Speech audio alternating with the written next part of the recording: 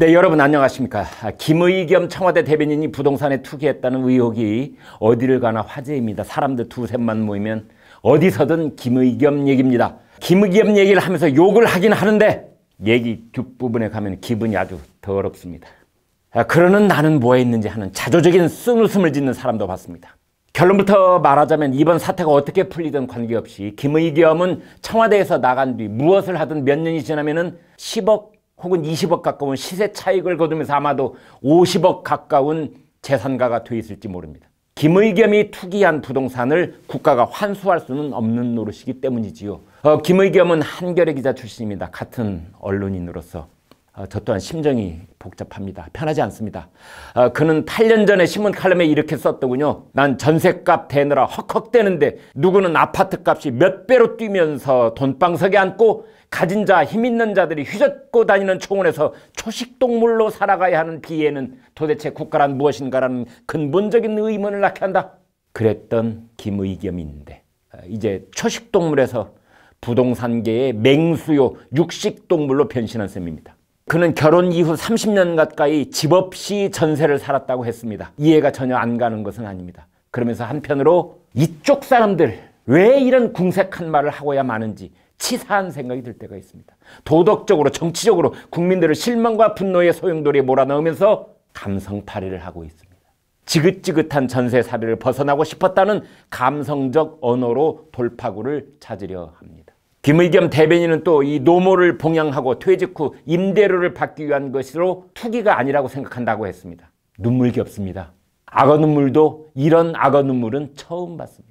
노모가 과연 그런 아들을 자랑스럽게 생각하실지는 모르겠으나 팔순 노모 얘기는 길게 하지 않겠습니다. 그런데 김의겸은 마치 청와대에서 물러나게 되면 그 길로 퇴직을 하고 임대료로 살아가게 되는 은퇴 생활이 시작될 것처럼 말하고 있습니다. 이 부분은 분명히 스스로를 속이는 말입니다. 아마 청와대에서 나가면 국회의원에 출마하거나 아마도 넉넉한 연봉이 보장되는 정부 산하기관장을 차지하게 되겠죠. 그러나 이런 일은 본질을 봐야 됩니다. 김의겸은 청와대 대변인이기에 앞서서 대통령 대변인입니다.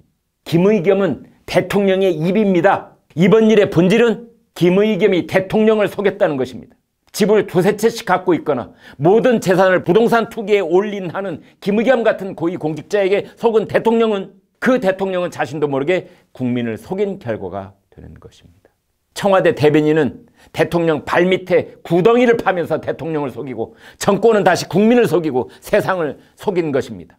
작년 여름 그때 7월, 8월, 9월 그 무덥던 여름 문재인 정권이 8.2 대책이니 9.13 대책이니 가전 재개발 재건축 투기 억제 정책을 쏟아놓고 있었을 때 그 본인은 거꾸로 부동산 투기에 올인을 하고 있었던 것입니다. 그 당시 문재인 정권은 초과이익 환수제, 조합원 분양권 전매금지, 5년 재당첨 금지 같은 규제책을 마치 융단폭격 퍼붓듯 쏟아내고 있었죠. 재건축 다주택 투기꾼을 대상으로 무려 6차례나 세무조사를 실시하기로 했습니다.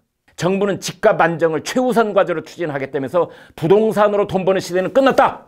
국토부 장관은 다주택자는 집을 파시라. 그런데 그 뒤에서 그 커튼 뒤에서 김의겸은 서민은 감당도 못할 거액의 은행빚을 꾸고 자기 전 재산을 던져 재개발 투자에 나섰던 셈입니다.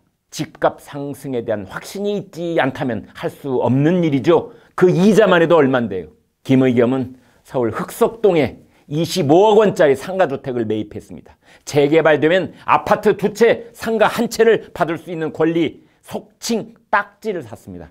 자기 돈은 약 7억 원, 본인 말로는 14억쯤 된다는데 아무튼 나머지는 대출 10억 원, 상가 보증금 등을 끼는 방식으로 투자 원금의 3배 그 이상 가는 25억 원짜리 건물을 산 것입니다. 부동산계 전문가들은 이게 갭 투자다. 이것이야말로 그 극단적인 형태다. 이렇게 말하고 있습니다. 투자 타이밍, 이 투기는 타이밍이 중요한데요. 그 타이밍도 기가 막힙니다.